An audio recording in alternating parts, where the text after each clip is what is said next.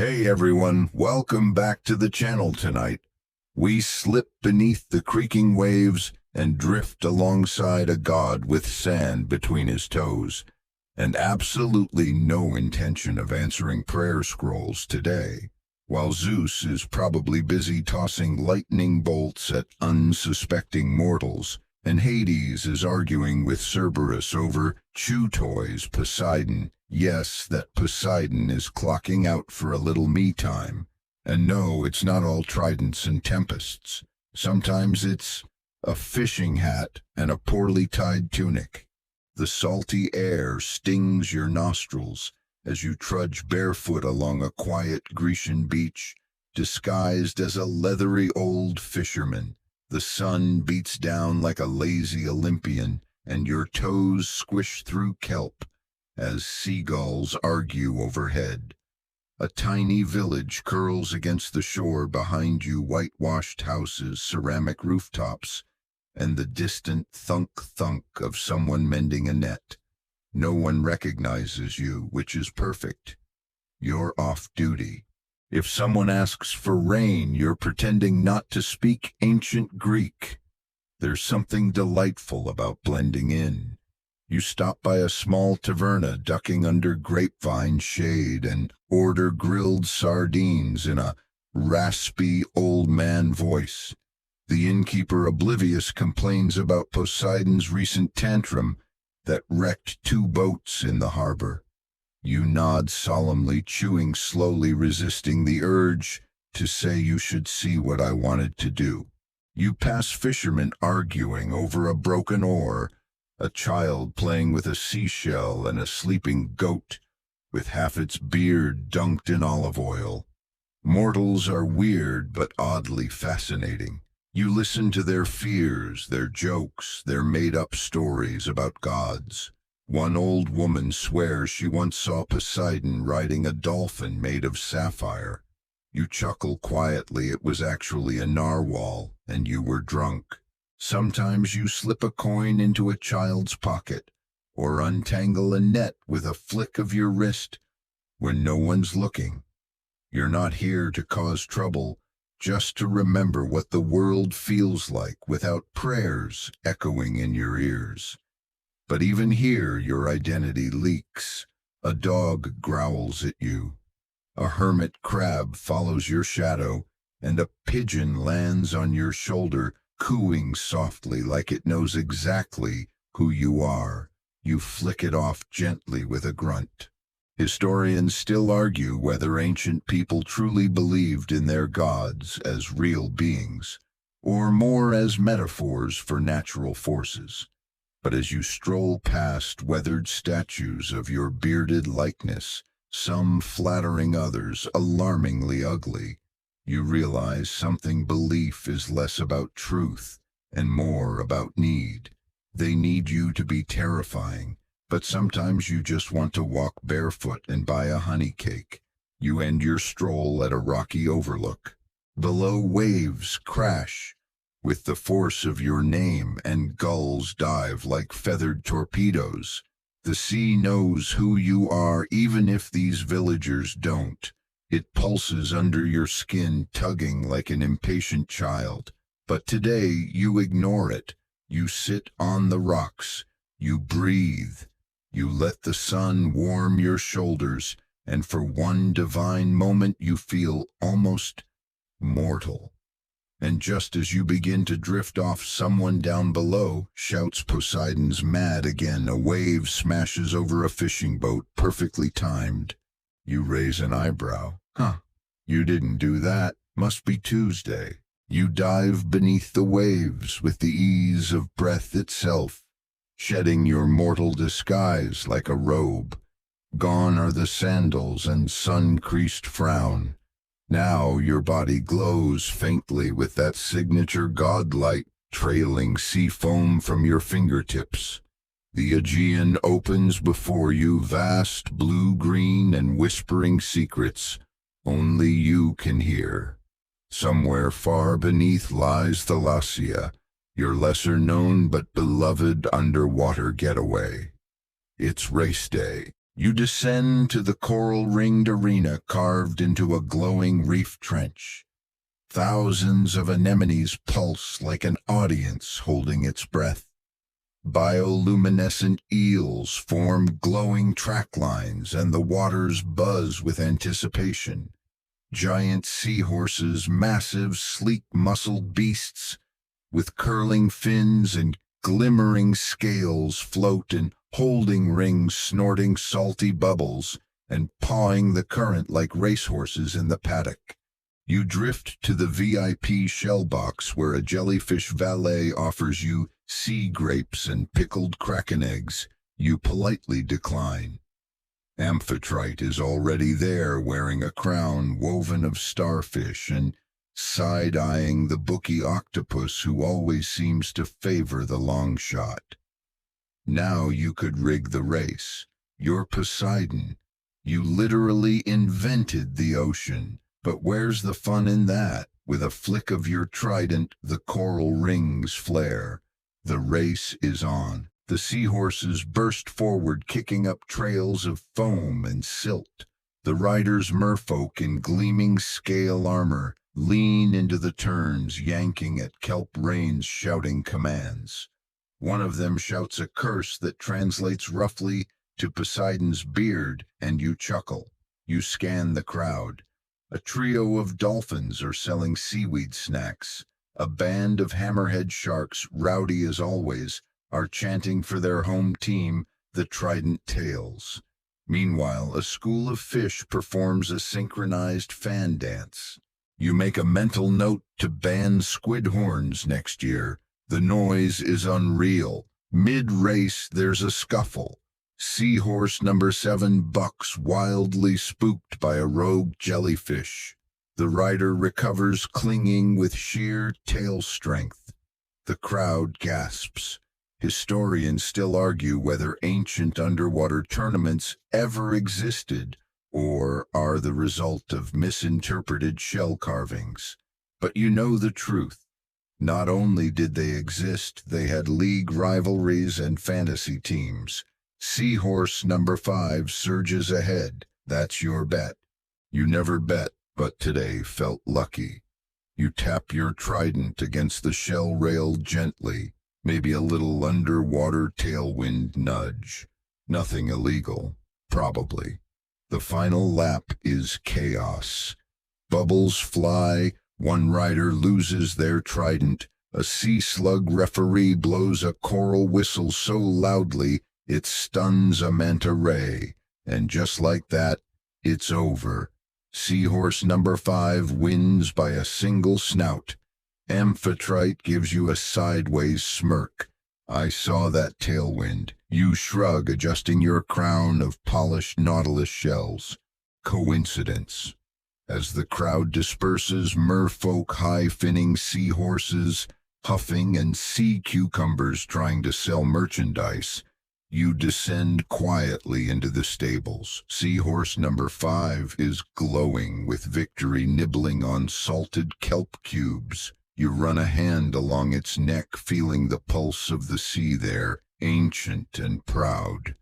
One of the stable hands, a young nereid with a lopsided grin, says, "Good race today, sir." You nod. Keep her happy. She'll be a legend.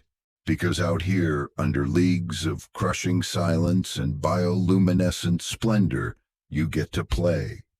You get to cheer, to root, to grin like a fool at a seahorse with racing stripes. And no one asks you to sink a navy or bless a harbor. Just horses, just waves, just joy. After the raucous energy of the seahorse races, you drift down into something quieter, deeper. Past the kelp curtains and bioluminescent reefs nestled in a slow-moving current lies Amphitrite's garden dome, a translucent half-bubble of enchanted glass that keeps the water pressure just right for her ridiculously high-maintenance plants. You helped her shape it, of course. With a few firm taps of your trident and a grumpy whale's borrowed breath, the dome holds against the weight of 1,000 fathoms. Inside, everything glows. The garden isn't made of roses and daffodils. This is a sea queen's sanctuary after all. Stalks of amber kelp sway in lazy waltzes, their tendrils glittering with plankton. Fields of clams, yes, ornamental clams, sit half-buried humming softly as they filter light into song.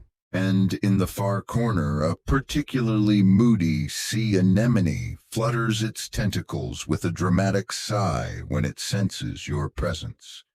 You stroll slowly along the garden paths made of crushed pearl and fossil tiles. Amphitrite insists it helps the roots feel safe. You just think it's slippery. She's waiting by the centerpiece, a giant spiraling coral sculpture shaped like a nautilus shell caught mid-whirl, colored in gradients that only deep-water shrimp can see properly. She doesn't greet you. You're married. The silence is the greeting. You kneel beside one of her bubble moss planters and pretend to help. Last time you tried to trim a sea lily, it shrieked. Apparently, it was mid-mating season. You've never lived that down. Touch nothing, she murmurs without looking. You nod solemnly and promptly poke a petal with the tip of your pinky. It vibrates disapprovingly. A hermit crab ambles past with a teacup for a shell. Somewhere a conch bell rings faintly tea time for the garden's fauna. You watch a group of gossiping sea spiders gather near a leaf fountain. Their legs click like scandalized knitting needles. Historians still argue whether Amphitrite had much of a personality in myth or was simply Poseidon's wife, which frankly is ridiculous. She once dissolved a whole island just because a mer hedgehog trampled her algae bed. You've had to replace 3 reefs this decade. Why are you here? She finally asks. I like the quiet, you lie. You hate the quiet. Fine, I like the part where the anemones glare at me. She almost smiles. Almost. You walk together for a while. No words, just swaying plants, drifting currents, and the occasional sea slug doing something profoundly philosophical looking. You point at one slug in a tiny monk's robe. That one's giving me judgmental vibes. That one's a high priest, she replies. Don't interrupt. You let her lead you to the deepest part of the dome where a glass ceiling opens to the ocean above like a telescope lens. You lie back on a floating bed of eelgrass watching enormous jellyfish drift overhead like celestial clockwork. The currents hush and your mind quiets for the first time in weeks. No storms, no mortals, no politics, just the slow dance of the sea, choreographed by a woman who never raises her voice but who commands the abyss with the flick of a coral pick. You love her, you realize, not in a soft focus harp music way, in a thunderous tectonic way, the kind of love that folds mountains and grows seashells on the bones of shipwrecks. She offers you a slice of coral fruit, and you take it chewing slowly. It tastes like memory, sharp and sweet and a little hard to swallow. Don't ruin the garden, she says almost fondly. You grin, leaning back with your arms behind your head. Wouldn't dream of it. A sea cucumber farts quietly nearby. The moment passes. You leave the serenity of Amphitrite's garden by way of a swirling kelp gate pushed open by a particularly strong current, and the barely polite shove of a nosy pufferfish. It's time for a hobby that requires no finesse, no diplomacy, and certainly no patience, just you, your trident, and several centuries' worth of shipwrecks waiting to be reorganized like a divine garage sale. Welcome to your seabed gallery. You descend toward the shelf just beyond the Mediterranean drop-off, a place where sunlight surrenders to shadow, and the water pressure is just aggressive enough to discourage tourists. This is your private trove. No mortals allowed, not even sea nymphs unless they RSVP with snacks. You float through a corridor made entirely of ship hulls, stacked Roman triremes, Byzantine merchant barges, Viking longships, and the occasional suspiciously modern-looking submarine. Some are delicately arranged to look like breaking waves. Others are jammed together with all the grace of a toddler's block tower. You've never claimed to be an artist, just enthusiastic. Each wreck has a story. You run your hand along the ribbed wood of a Phoenician cargo ship, its hull still lined with amphorae. One contains a perfectly preserved fig.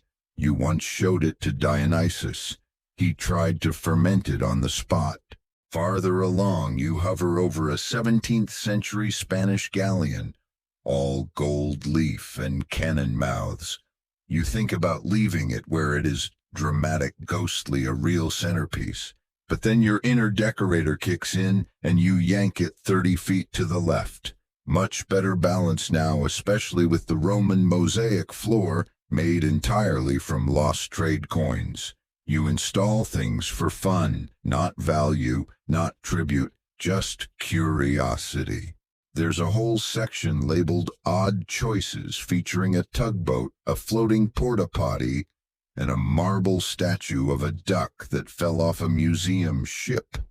You kept it because it made you laugh. Also, it glows faintly at night and whispers in Old Etruscan. Weird but comforting. Historians still argue whether shipwrecks were considered sacred offerings to Poseidon or merely nautical disasters. Honestly, sometimes it's both. That one Greek admiral definitely sacrificed his fleet on purpose after losing at dice. You still owe Hades a drachma over that bet. You pause by a sunken luxury yacht from the 1980s. On board is a golden espresso machine, several waterproof novels, and a pair of velvet loafers that somehow haven't rotted. You keep this one intact. It amuses you that the mortals once thought they could tame your waters with GPS and champagne. A school of angelfish glides past, clearly judging your latest installation, a pyramid made from snapped masts and tangled sails. Abstract, you mutter defensively. Post-storm modernism. Your favorite piece is tucked into a nook behind a coral wall, a war galley split in two, its center fused with volcanic glass. It sank during a thunderstorm you didn't cause. That rarity alone makes it special. You sit inside its fractured hold, sea dust swirling gently, and listen. There are no prayers here, no demands. Just echoes, quiet, watery memories of sailors' laughter, arguments, songs. Sometimes the sea keeps voices, not as ghosts, not as curses, just as ripples waiting to be heard. You don't stay long. The gallery always shifts.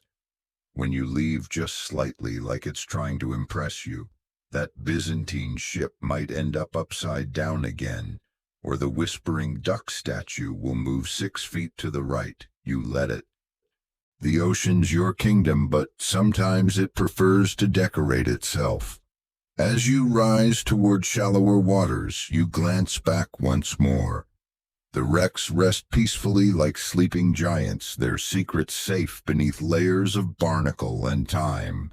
It's messy, it's chaotic, and it's yours.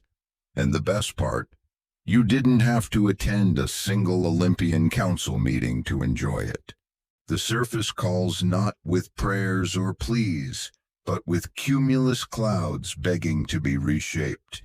You breach the water slowly, just your head, and a portion of your seaweed-tangled beard, emerging eyes squinting toward the pale stretch of sky. A breeze whistles across the Aegean like it's tuning up for a concert you didn't agree to conduct. But you're in the mood today, in the mood to sculpt. You rise fully feet planted on a platform of pressurized mist. Poseidon, god of the sea, lord of horses, and on Tuesdays sky graffiti artist, you drag your trident through a nearby thunderhead and watch it curl into a vaguely recognizable profile of Zeus with an exaggerated nose. You cackle, which triggers a distant thunderclap and a very confused shepherd. He's going to blame the sheep. You love that. Cloud sculpting isn't official business. The mortals don't pray for it, and the other gods don't understand it. But it calms your mind like doodling with vapor and static. You twirl your trident again and tease a streak of cirrus into what you claim is a narwhal doing taxes. It's abstract. Art critics, aka seagulls, are already circling. Below ships bob like toys in a bathtub, a merchant vessel from Rhodes, a trireme-shaped party boat filled with teenagers who've each dared the sea to do its worst. You let them be. You're in a good mood. You lie back against a cloud bank, arms behind your head, watching it slowly morph around you. It takes the form of a kraken, then a crown, then a banana peel. No one ever said divine imagination was consistent. The air up here is thin, bright, and buzzing with potential. You hum an old sailor's tune. The clouds vibrate in response, your voice tuning the sky. Historians still argue whether ancient mariners interpreted cloud shapes as omens or simply entertainment for long voyages. You'd like to think both. You've heard many a sailor say Poseidon's making faces again and cancel their journey entirely. Sometimes you did that on purpose. Sometimes the wind just had opinions. You get bolder.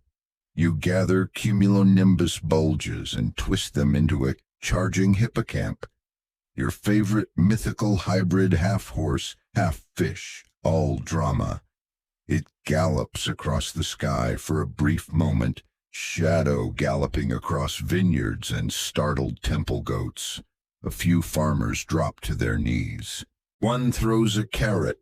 You make a mental note to send him a dream about being trampled by kelp-hooved stallions. Friendly dream, of course. You reach for lightning, not to throw it, just to tickle it. A thin spark crackles between your fingers, ticklish and sharp like the taste of salt before a storm.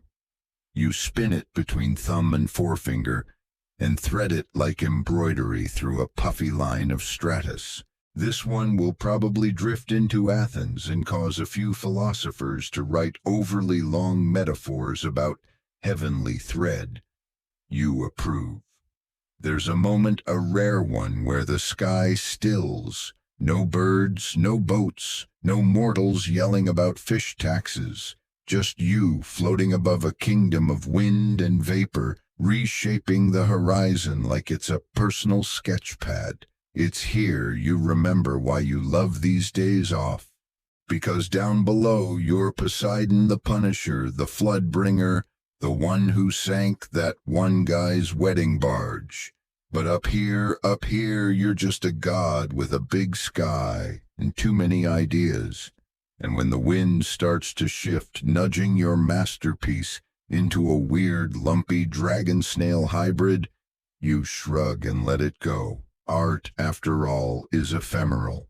Besides, you've got a date with grilled octopus and a market that owes you exactly one free lunch. You make landfall at Mykonos under a sky still tinged with the curls of your cloud sculpting session. A few confused tourists are pointing upward at what they think is a sky goose or possibly Zeus sneezing. Whatever, you're hungry. The fish market near the harbor is in full swing, with morning hauls flopping on tables, gulls shrieking overhead, and old men loudly arguing over the freshness of things that are still twitching. The scent hits you like a trident to the nostril, salt scale seaweed, and that very specific tang of someone trying to deep fry something they shouldn't. Heaven, you've disguised yourself again this time as a wiry traveler in a threadbare tunic and an intentionally bad fake beard. You even added a limp for authenticity. It's less for concealment and more because mortals are less likely to overcharge you if you look like you've had a rough morning. Your goal taste test everything. Not for justice, not for divine favor, for fun. Because there's no greater pleasure than chewing on grilled octopus while some unsuspecting vendor explains loudly and slowly that Poseidon doesn't really exist. At the first stall, a young woman offers skewered sardines with lemon and roasted figs. You nod approvingly, savoring the mix of sweet and savory. You consider blessing her catch for the next 3 moons, but instead slip her a silver drachma etched with a hippocamp. It'll shimmer mysteriously under moonlight and confuse her ancestors. At the second, a grumpy elder insists his squid stew can cure heartbreak. You taste it. It can't. But it's spicy and makes your eyes water, always a good sign. Historians still argue whether markets like these functioned more as trade centers or social hubs in ancient times. The answer obviously is both. Also comedy clubs, gossip forums, and occasionally makeshift trial courts for squid-related slander. You've seen more than one duel fought with dried mackerel. You drift through the crowd, snacking on eel fritters and shellfish pie, pausing only to inspect a suspiciously familiar statue of a local fisherman god that has your exact cheekbones. You leave a sarcastic note in the donation bowl. Nice trident, mine's bigger. At a far end of the market, a boy tries to sell you a carved driftwood Poseidon idol with googly eyes made from olive pits. It's absurd. It's adorable. You buy 2. A traveling bard strums a lyre, singing a dramatic tale about a storm summoned by Poseidon to punish a disloyal sailor. You pause mid-bite of sea urchin pancake. That sailor's name yours. You smirk.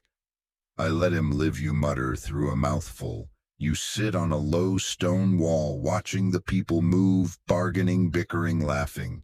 These are the moments you miss when you're down in the depths. The messiness of it all. The smells, the noise, the chaos. It reminds you of why you ever got into this whole deity thing in the first place. A group of kids runs by, one shouting, "I'm Poseidon, king of fish," and splashes a bucket over the others. You grin. It's not accurate, but it's close enough. You leave a trail of faint sea mist behind as you go. Not enough to cause suspicion, just enough to make someone double take and wonder if that weird limping guy just shimmered a little. You pass an elderly vendor cleaning sardine scales who looks at you a beat too long. She squints, then bows her head just barely. You don't stop. You don't nod back. You just smile as the ocean breeze wraps around your shoulders and tugs you gently homeward. You'll be back. Maybe in a different tunic. Maybe with fewer crumbs in your beard. But always for the octopus. Night falls slow and thick over the Aegean, smudging the horizon into velvet gray. You rise once more above the surface, not to command the tides, but to sing badly and with enthusiasm. You found your way to a lonely rock outcrop, half submerged, polished smooth by centuries of waves and abandoned sea shanties. This is siren territory after hours. and it's karaoke night. There they are, three of them lounging like bored opera singers on kelp cushions, sipping fermented starfish nectar and tuning their crystal harps. Their voices have sent 1,000 ships to watery graves, but tonight they're on break. Tonight they're duetting with you. Who invited the old sea-goat croons Thalia, the tallest one, as you wade onto their stage? I did, you say, brandishing a conch shell mic you conjured 5 seconds ago. And I'm doing Under Pressure. Eurydice groans. Not again. You clear your throat, adjust your non-existent tie, and launch into it anyway. You're not great. You're Poseidon. Your voice booms like a distant avalanche, cracks like dry thunder, and occasionally sounds like you're gargling kelp. But you feel it, and that's what matters. The sirens join in, harmonizing like celestial foghorns. A squid tries to keep time with its tentacles. A school of mackerel swims in frantic synchrony, either enchanted or terrified. You'll call it choreography. Mid-song, you hit a high note that causes a passing jellyfish to light up like a chandelier. Thalia throws her harp at you. You duck. It hits a rock and bursts into sad harp glitter. Historians still argue whether sirens were truly monstrous or simply misunderstood artists. You lean toward the latter. Sure, their last EP caused 3 minor shipwrecks and a dolphin riot, but they're committed to the craft. And in fairness, the dolphin riot was not their fault. You belt out the last verse, throwing in a trident spin for dramatic effect. The sirens' slow clap. It sounds like wet seaweed hitting a wall, Bravo, says Eurydice, flatly. You've desecrated the concept of music. You bow deeply. I try. There's laughter, real laughter, and a moment of camaraderie few ever witness.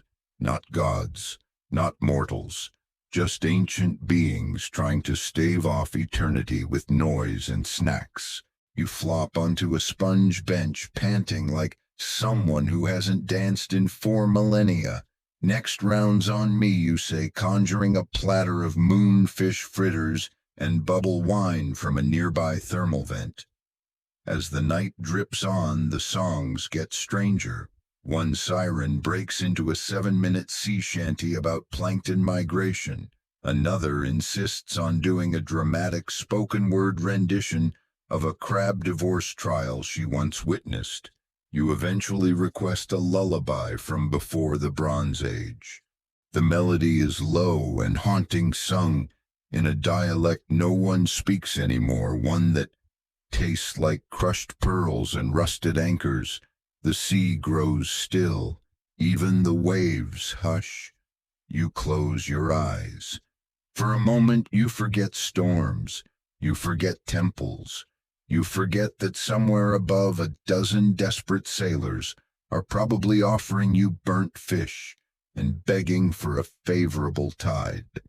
Right now it's just song and salt and company that knows the weight of centuries. The sirens begin a round of soft humming, and you drift down into the waves again, carried by the rhythm. Somewhere in the deep wails echo the tune low and slow, like the sea itself sighing. And as you sink below the surface once more, the stars overhead ripple, like they too are dancing. You're late. Again.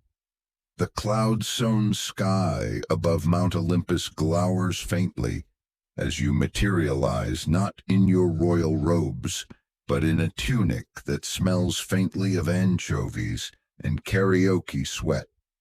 Zeus gives you the look, the one that says you better have brought chips or an excuse worthy of a god. You brought neither. But tonight isn't about tempests or divine punishment. It's poker night. You Zeus and Hades sit around a weather-worn marble table in a pocket of Olympus.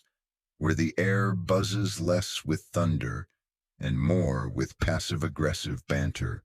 The chips are actual ancient drachmae, the cards hand-cut fig leaves enchanted by Hermes himself.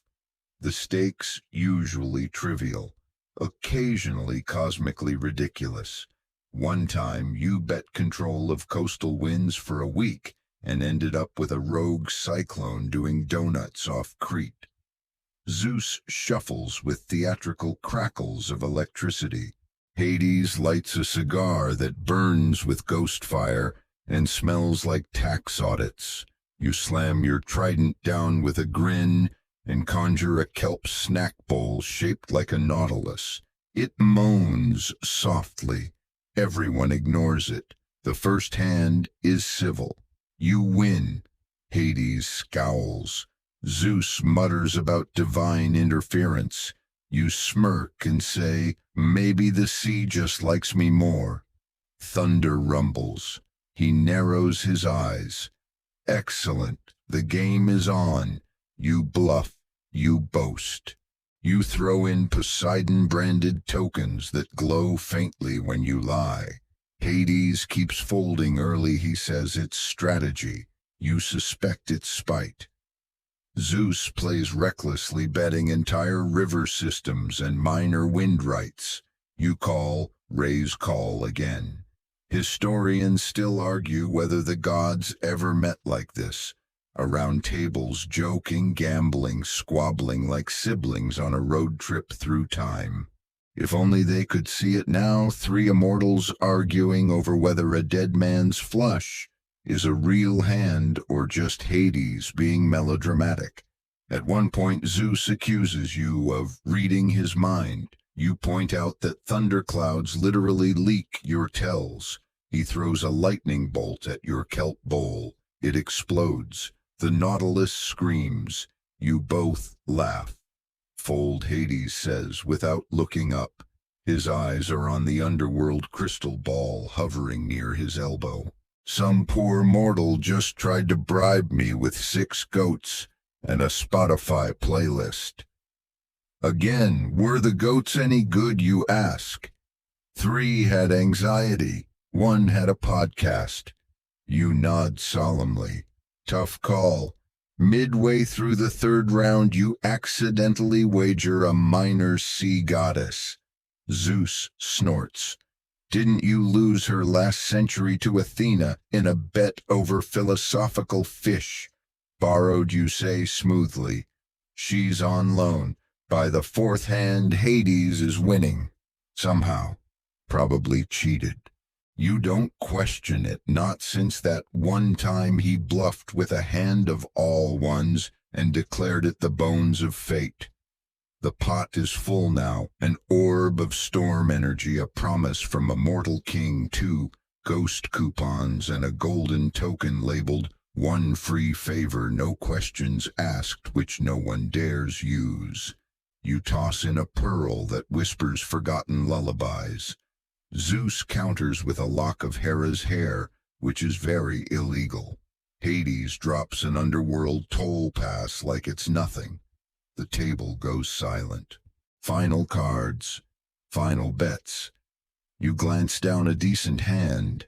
Not divine, not terrible, but you smile anyway because it's not about winning. It never is. Not here, not with them. You lose. Spectacularly, to Hades, who reveals a full suite of spectral hearts cards that weren't even in the deck when you started. You lean back, hands behind your head, waves lapping somewhere in your mind. You cheat, you say. Dead men don't lie, he replies. They bluff like champions. Zeus throws down his cards, grumbling about rigged decks and ambrosia poisoning. He storms off in a mild thundercloud tantrum. You and Hades share a look, the kind that says, we'll do this again next week. And as you gather what's left of your dignity and your still smoking kelp snacks, you can't help but think these pointless, priceless nights are the only thing keeping eternity from feeling like a prison. Even gods need game night. After losing divine poker to Hades again, you need something less humiliating, something pure, something physical, something that does not involve spectral hearts or cheating with shades of Achilles. So naturally you go surfing. You teleport to a secret stretch of water off the coast of Sicily, far from mortal eyes, where the sea folds in on itself like origami made of moonlight. This is your wave-forging spot, a place where the currents are yours to bend, and the surf, when summoned correctly, can reach heights that blot out stars. You summon your board, not a mortal board, mind you, but a hewn sliver of obsidian, etched with the runes of sea gods who predate even your dad. It hums under your feet as you step onto it, balancing with the ease of someone who invented aquatic gravity just for fun. You start slow, a ripple, a roll, a modest curl of foam that would ruin a coastal wedding, but barely registers as a warm-up for you. Then you raise your trident. The sea answers. It rises in a hiss, towering, twisting, a living wall of sapphire and moonlight, veined with streaks of glowing plankton and sea glass foam. A wave to end poets, a wave to silence gods. You ride it like thunder wrapped in silk. Down the face of the mountain water you go, arms outstretched, body lean just enough to kiss speed without tipping into chaos. The ocean roars in your ears, a chorus of old sea kings singing your name in 50 lost dialects. You spin, you carve, you glide across its surface like a skipping stone blessed by chaos. Somewhere below, a sperm whale watches with what you swear is admiration. A manta ray joins you for one loop before bailing mid-barrel roll, leaving behind a trail of bubble confetti. Historians still argue whether ancient tales of sea gods surfing storm waves were metaphorical, literal, or hallucinogenic. You'd say yes. After a particularly dramatic mid-air corkscrew that would have snapped a mortal's spine in 17 places, you finally let the board slice clean through the base of the wave, dispersing the entire water mountain into a fine mist that catches the moonlight and turns the whole bay into a prism. You crash gently into the foam, floating on your back like a smug sea cucumber. That's when the turtles arrive. They paddle slowly, serenely, like grandmas late for brunch. Giant green sea turtles, their shells covered in barnacle graffiti and coral trinkets. You drift among them as they form a loose circle, clicking and humming in what you recognize as a sort of passive-aggressive slow clap. "Did you really need to summon 100-foot wave?" one of them asks in perfect Aquan. "It had flair," you reply. "Almost flattened our nest site.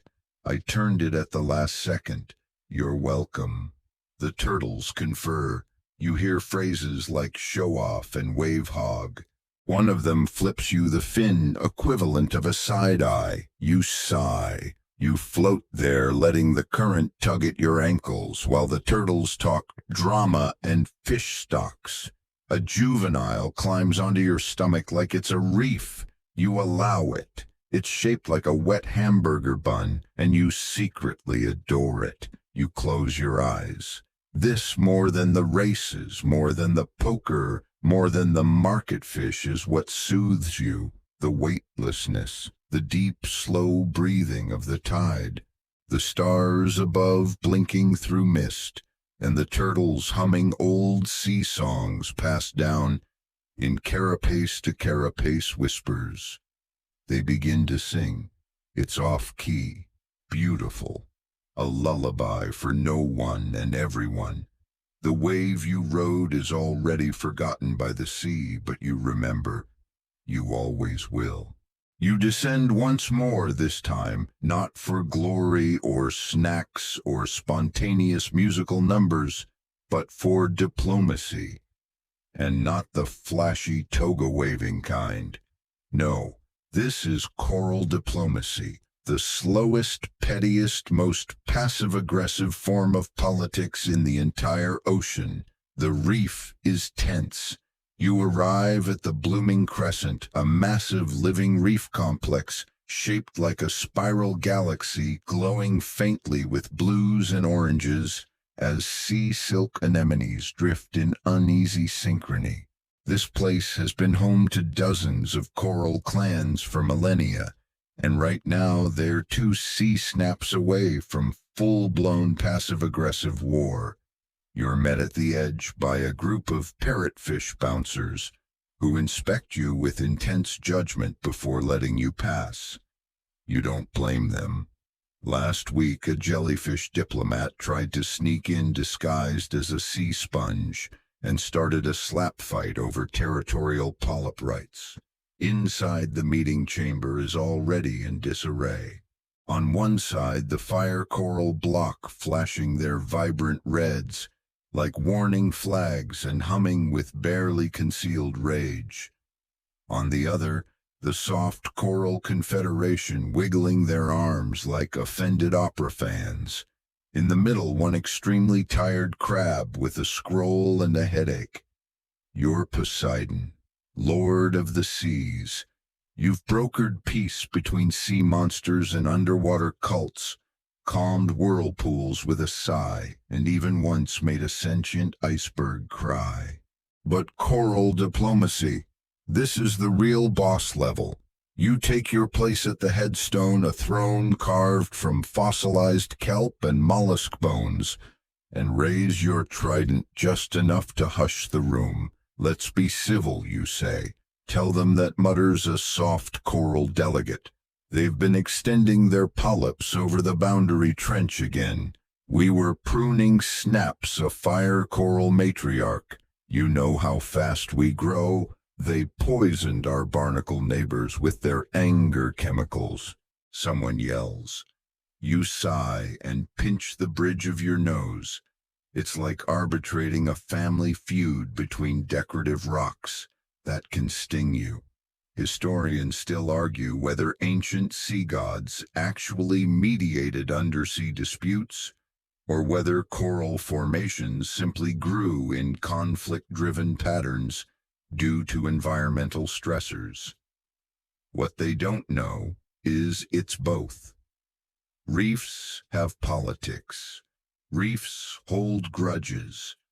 You let them argue, let them hiss and puff and glow. Then you do what you always do in reef negotiations. You bring in the clownfish. They dart into the chamber with chaotic energy, wearing ceremonial kelp hats and offering tiny shell platters of fermented sponge wine. Their presence doesn't solve anything, but it distracts everyone for 10 crucial minutes. While the elders bicker, you float backward to check the reef's health. You trace your hand along the skeletons of coral past, feeling the pulse of the reef beneath your fingertips. It's alive, and right now it's nervous. You whisper a hymn, an old one forgotten by most priests, but still woven into the tides. The reef pulses in time with your words, its mood shifting subtly. You turn back to the table. Here's what we're doing, you say. The soft coral side gets full control of the eastern trench. The fire coral can expand westward with strict boundaries. Any polyps caught beyond the zone will be tickled by shrimps for 72 hours. There are murmurs, then nods, then reluctant acceptance. A peace coral newly grown blossoms near your foot, like a thank you note. You settle back into your throne. Crisis averted, reef intact. No one exploded, for now. A tiny sponge near your elbow belches contentedly. You smile. These are the parts of your dominion the poets never write about: the bureaucracy, the reef zoning laws, the polyp disputes over whether barnacles count as tenants.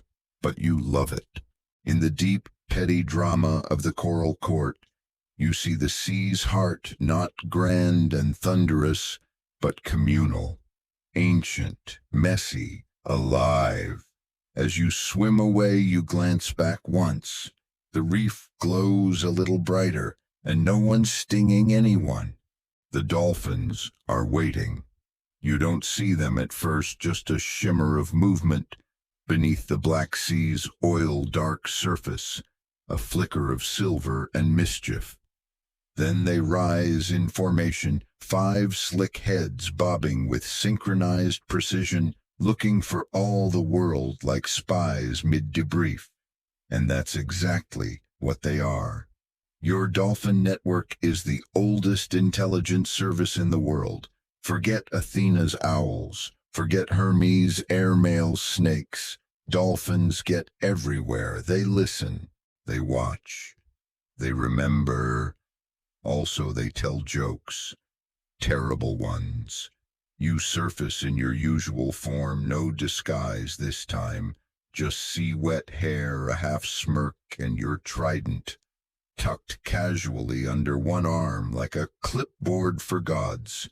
Report, you say. The lead dolphin, a scarred old beast named Clixie, chirps rapidly in aquatic Morse. You nod, translating as he goes. Apollo has taken up sculpting again. All nudes, none flattering. Hera is 2 offerings behind on her temple tithe in Syracuse. A minor sea god has been trying to rebrand himself as Aqua Bro. Also, a mortal priest on a Black Sea island claims you appeared to him in a dream and asked for a sandwich. You squint. What kind of sandwich? Clixie clicks something unrepeatable. You laugh anyway. You drift along the coast, dolphins flanking you like royal guards at a parade for someone who really doesn't like parades.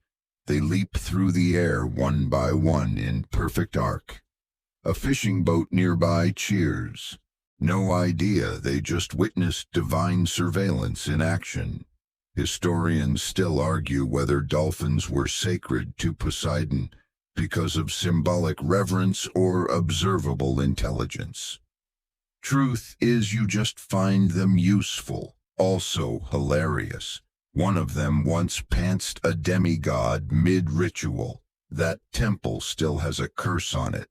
Clixie breaks formation and swims upside down beside you, whistling your anthem backward. It sounds like an insult.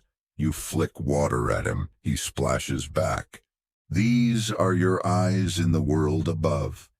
Through their gossip chirps and click-coded warnings, you've uncovered pirate enclaves, illegal fishing rings, and one very secretive beach wedding that forgot to invite you. That storm wasn't an accident. You pause near a submerged cliff where barnacles spell out Poseidon rules in rough carvings. You don't know who did it. You suspect Clixie. He insists it was fan art. The punctuation is suspiciously accurate. The dolphins dart off briefly, chasing a school of fish that may or may not be spies for Neptune. You wait, bobbing in the swell eyes on the horizon. The Black Sea has moods. Stillness here can mean ambush or indigestion. Either way, you stay alert. They return minutes later, triumphant and smug. One of them carries a soggy scroll in its teeth. You unroll it, read it upside down, and frown. Apollo's been bragging again. Claims he controls the tides now because he wrote a poem about them. Classic sun god behavior.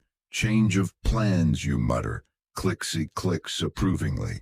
Nothing energizes the pod like a good divine rivalry. You dive again, dolphins in formation behind you, slicing through the darkness like shadows with a sense of humor. Not many know the weight of keeping tabs on immortals.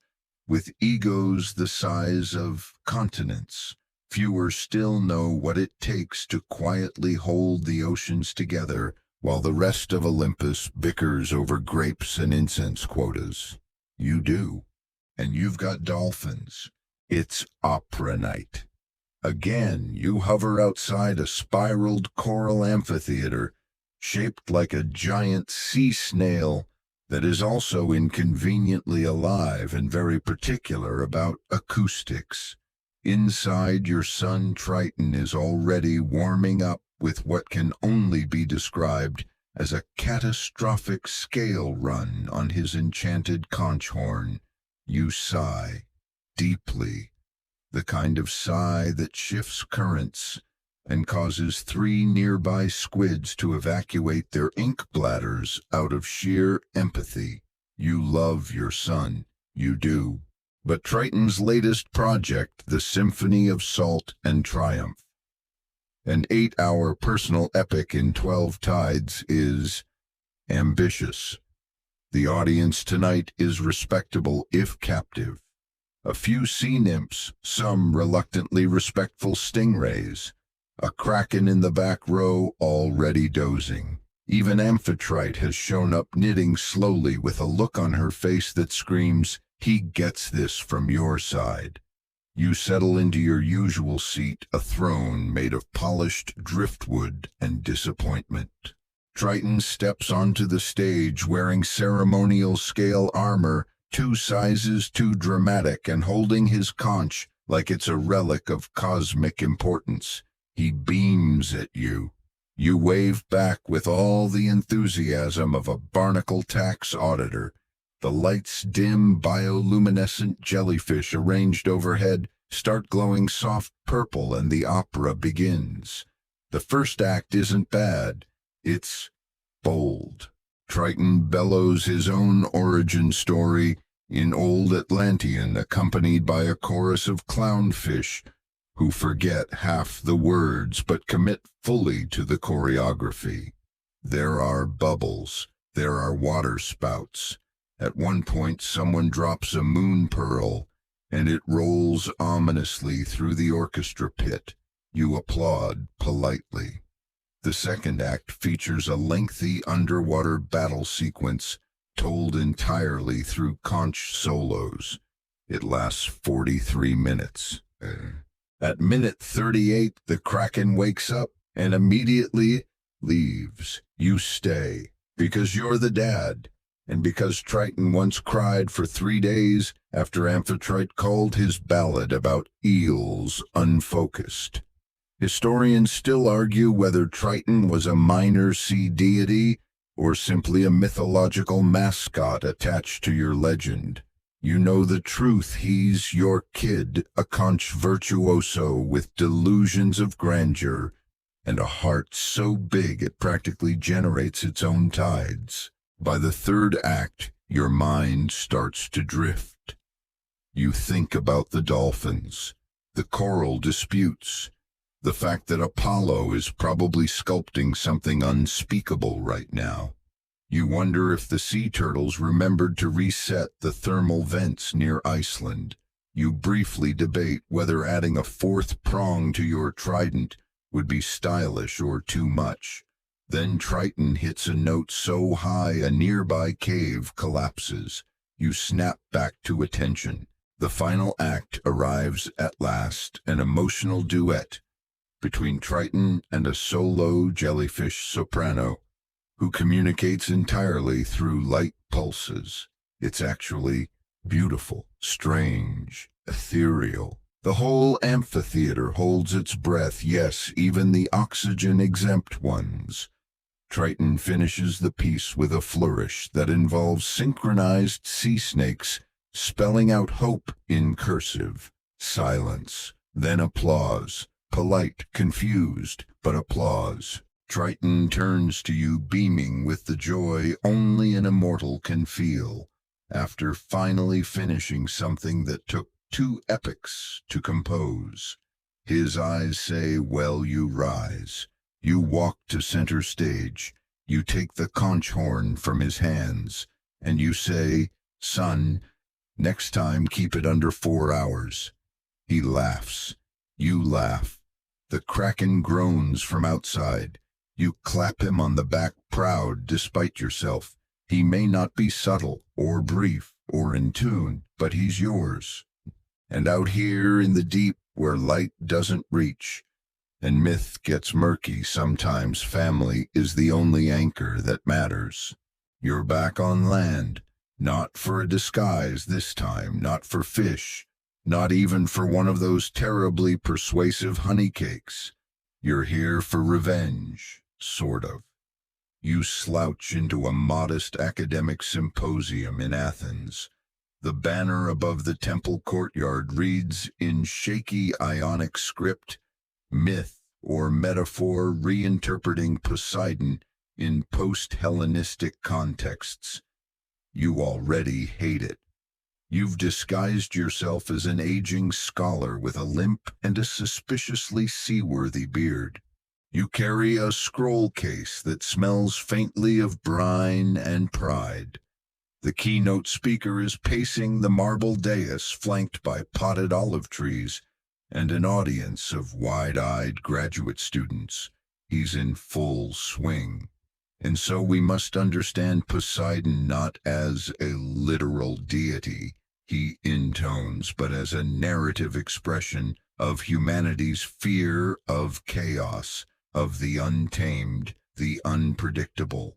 You resist the urge to raise your trident like a heckler with a very specific vendetta. The scholar continues. The myths were never meant to be believed, literally. Take the so-called hippocamps, half horse, half fish. Biologically impossible. From your seat near the back you make a small splashing sound. Several heads turn. You wink at a nearby turtle who's managed to sneak in. He moves on. And the idea that Poseidon could simply destroy a city out of anger, well, this reveals more about Bronze Age anxiety than divine retribution. You cough pointedly. It smells faintly of algae. Someone offers you water. You decline. He gestures to a scroll. Even in Homer's texts, Poseidon is emotionally erratic, comically territorial, and deeply insecure.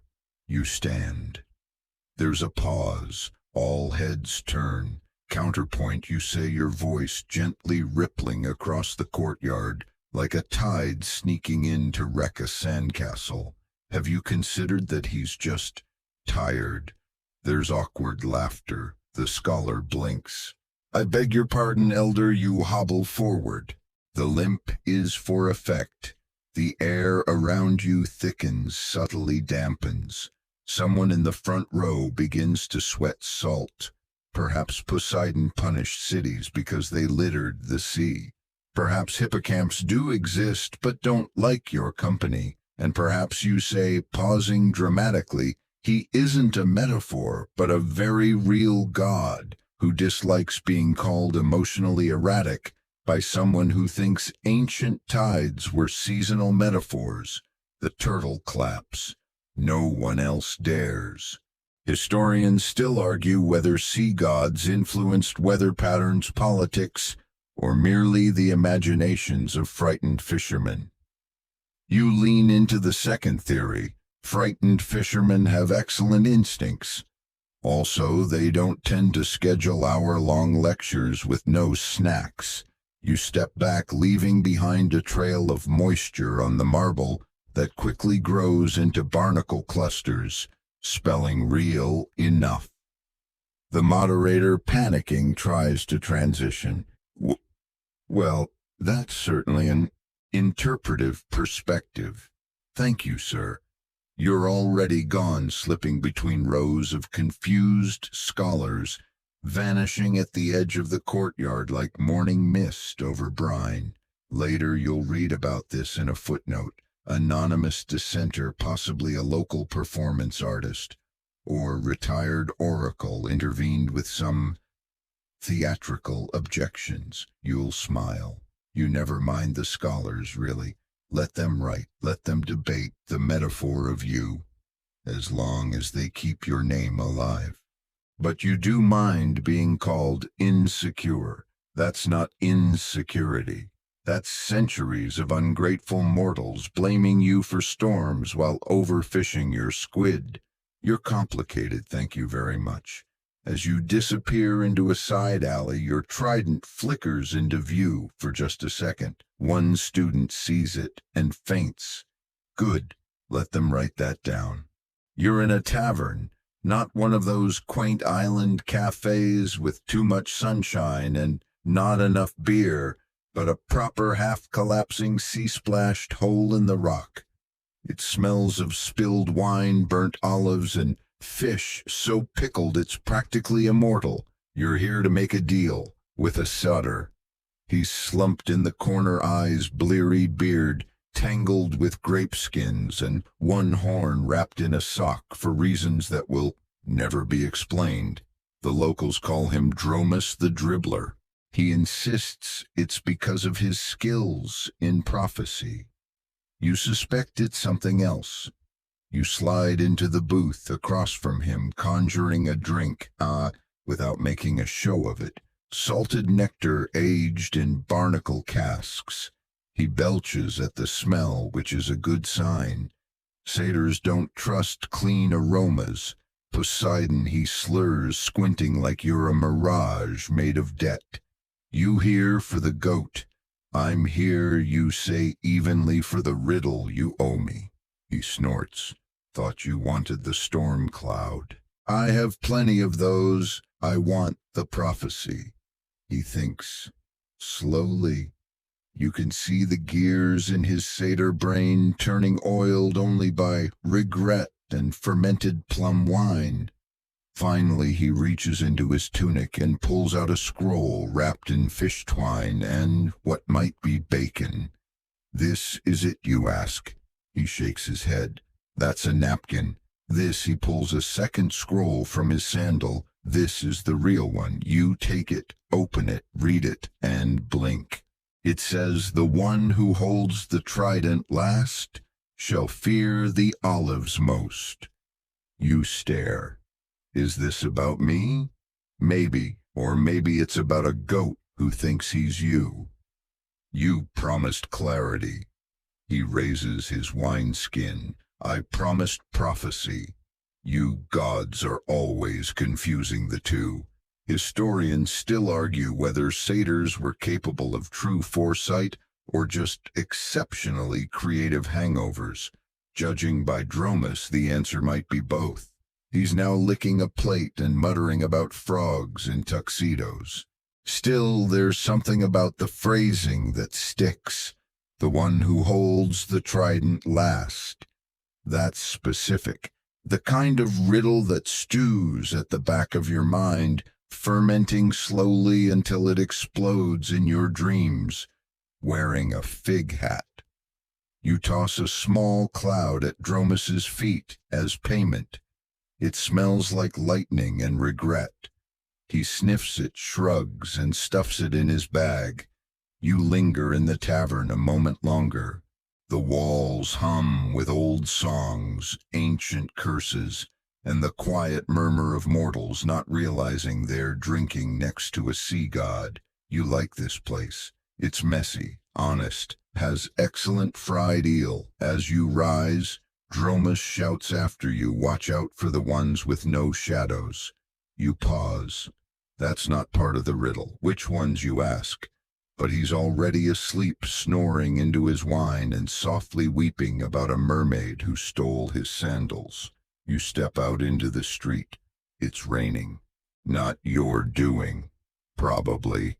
You tuck the scroll into your belt. You've got plenty to do. There's a kraken due for a checkup and a demigod accidentally trying to colonize Atlantis, but your mind keeps returning to that phrase. Fear the olives. Ridiculous, but still. You eye a nearby olive cart with suspicion. The sun is rising over a quiet cove and you're barefoot in the sand. Your trident nowhere in sight. Not because you've lost it, please. As if but because right now you're not Poseidon the wave shaker, or the trident wielder, or the part-time storm sculptor. You're just someone building world castles with demigods who don't know they're yours. They're kids, young, too young to suspect anything about their lineage. One has your chin, another has your laugh. All of them have inherited your casual disrespect for gravity when sprinting across tide pools. They call you Uncle P, because of course they do. They think you're just some eccentric beachcomber who smells like kelp and gives suspiciously good fishing advice. You've been coming to this cove for years now. Always the same week, always the same time. You like to think they were drawn here without knowing why. There's a half-built sand empire stretching across the shore. Towers and canals, moats and shell bridges, a miniature amphitheater for hermit crab court trials. One of the kids is arguing passionately with a starfish jury. Another is stacking flat stones into what she claims is a sea wizard shrine. You nod approvingly. He'd be proud. Who, she asks? No one, you say. He's an old friend. You take your turn digging a trench reinforcing the castle's perimeter with seaweed and pebble turrets. A gull tries to steal a clamshell from your armory. You stare it down. It drops the shell and flies away. Smart bird. Historians still argue whether certain coastal rituals like sandcastling, shell collecting, and tide pool races had deeper mythological meaning or were just kid stuff. The answer naturally is both. Children sense what adults forget: the ocean is alive, and play is a form of prayer. One of the kids shouts, "Uncle P, the tide's coming in." You smile. Perfect. They panic, racing to fortify walls, divert trenches, scream orders like generals of a soon-to-be doomed kingdom. But you just watch. The waves rise slowly, gently. You make sure of it. Just enough drama, just enough collapse to teach a lesson without breaking any hearts. You didn't even try to save it, one kid pouts. You shrug. Empires fall, but sand's always here. You build it again. That's the trick. Another kid frowns. That sounds like something a sea god would say. You freeze just for a second. Do I look like a sea god, you say, gesturing to your absurd straw hat and the bucket of sand crabs you're babysitting? They squint. No. You look like someone who forgot how hats work. Fair. They run off distracted by a dead jellyfish. You lean back, letting the surf curl over your feet. The ruined castle melts into wet chaos. You tap your fingers in rhythm with the ebb and flow. You remember doing this with your brothers once, ages ago, before thrones, before temples. Just three gods building something doomed to fail and laughing anyway. A girl returns offering you a shell with 3 holes in it. For luck, she says. You take it, you always do. Thanks, kid. The morning light glints off her hair just right. You wonder if she'll ever know. If any of them will. Maybe it's better they don't. You've never been good at goodbyes, and mortals deserve stories less complicated than the ones gods carry around like shipwrecked barnacles. They leave eventually off to breakfast and summer plans and lives that will drift away from this shore. You stay behind. You rebuild the central tower, just a little one. One spire, one seashell crown, and you whisper into it not a blessing, not a prophecy, just your name. So that when the next kid stumbles upon this beach and feels something they can't explain, they'll know someone was here. Someone who shaped waves and hearts and tiny castles that never asked to last forever. You descend into darkness, not the poetic kind, but the literal, ink-thick, bone-crushing kind, found only in the deepest folds of the sea. This is where the light dies. This is where the pressure can fold a mortal like a wet postcard. This is where the Kraken lives. You approach slowly, no sudden currents, no divine glow, just you, muted and measured trident left behind for once. You're not here to fight. You're here for pet therapy. The Kraken has been anxious. You're not sure why. Possibly the rising acidity levels. Possibly a bad dream involving wailing harpoons and poorly worded sea ballads. Possibly it's just that eternity is a lot for creatures with more eyes than legs, and more legs than sense.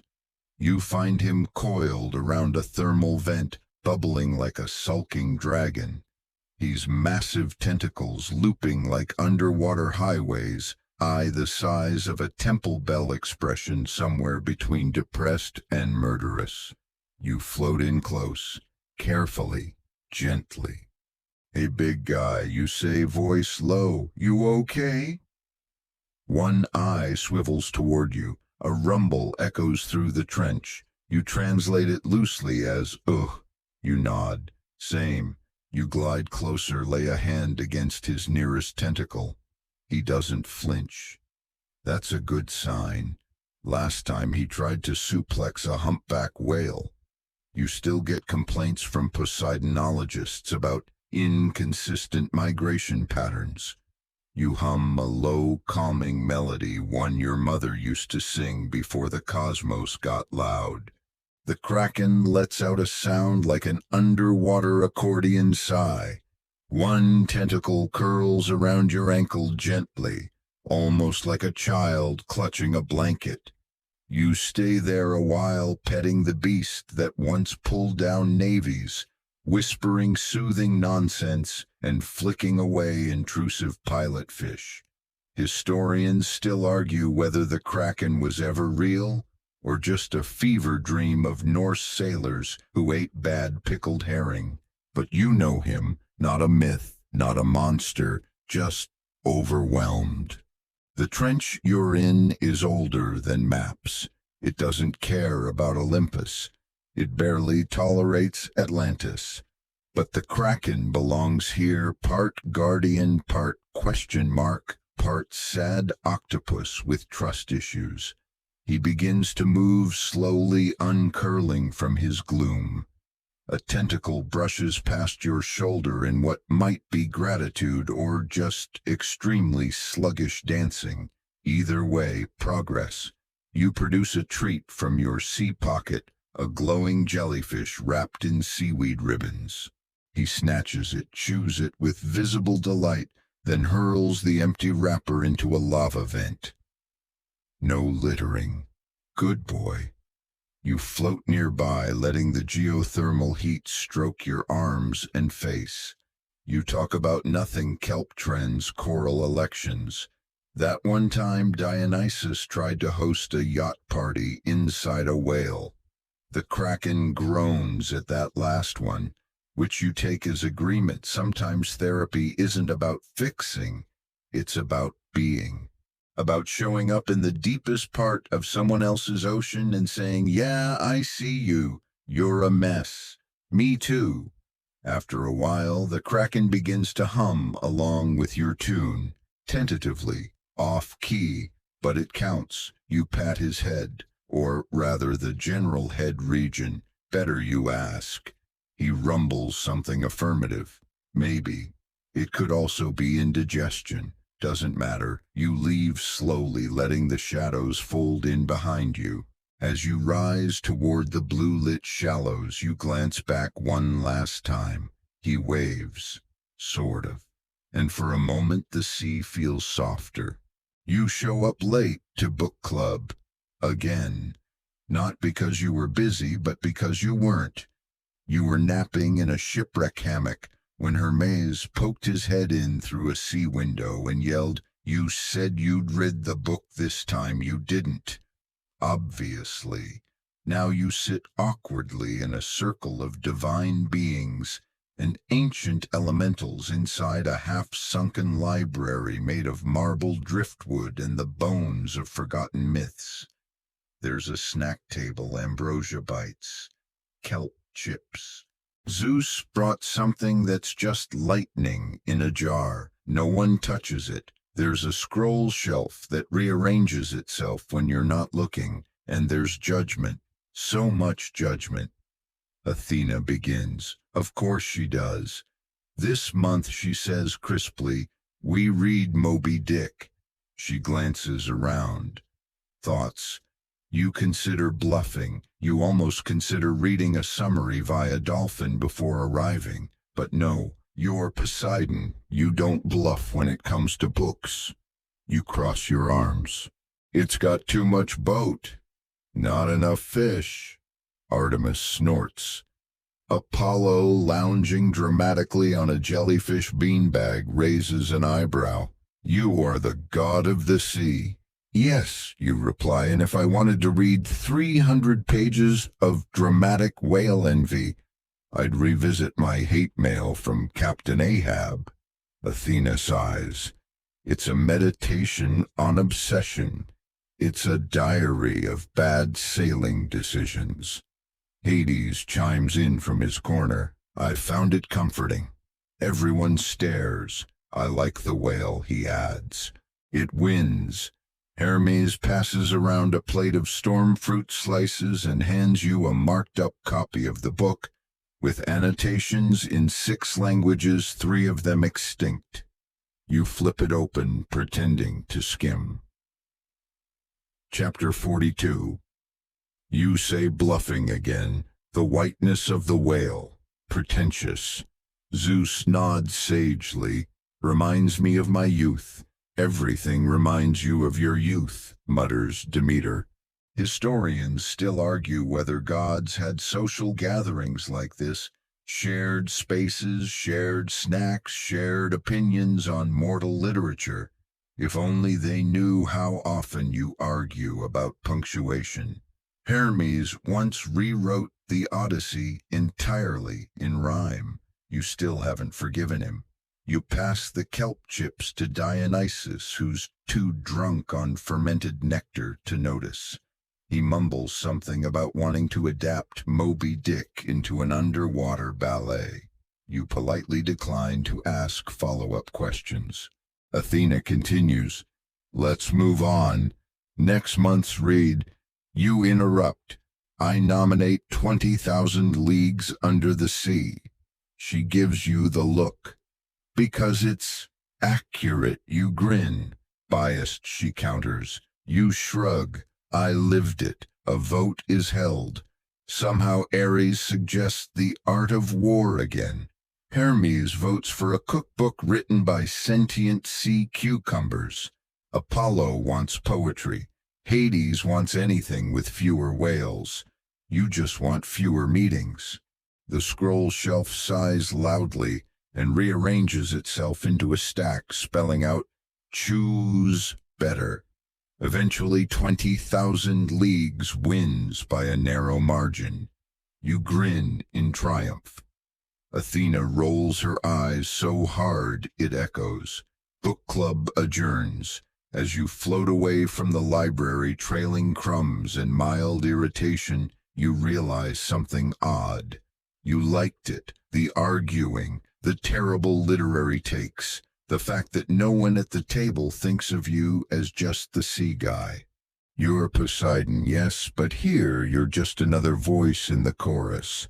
A loud, sarcastic voice, but still. And though you'll never admit it aloud, you're totally reading the next book. Or at least the back cover. It's cold. Bone-deep, shell-shrinkingly cold. You're sitting on a floating ice floe in the North Sea Rift, wrapped in a cloak of woven seal fur, and regret poking a hole through the ice with a trident that really doesn't like being used as a fishing spear. This is ice fishing, Poseidon style. You didn't have to come all the way up here, of course. You could summon a tuna buffet with a flick of your finger, But some days you need the simplicity, the stillness, the self-inflicted suffering of voluntarily freezing your divine backside off in pursuit of a single reluctant fish. Your bait, a mythical worm that glows slightly and sings sea shanties when agitated. It's currently humming an off-key version of Blow the Man Down. You drop it into the hole with the grim solemnity of someone who has made a series of terrible choices. Next to you is a bucket. It's empty. Behind you is a yeti. You've named him Todd. He doesn't speak, but has excellent judgmental eyebrows. You sigh. The ice creaks under your weight. Somewhere beneath a cod makes a rude gesture and swims away. Time passes.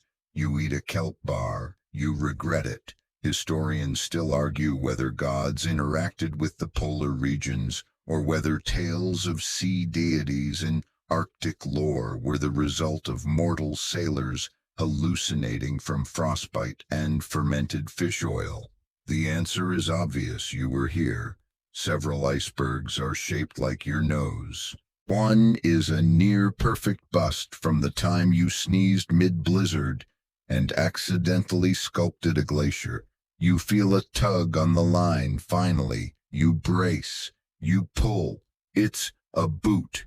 You stare at it. Leather size 11 ancient Viking model, encrusted with barnacles and possibly shame. You toss it into the bucket. Todd claps. You're unsure if he's mocking you.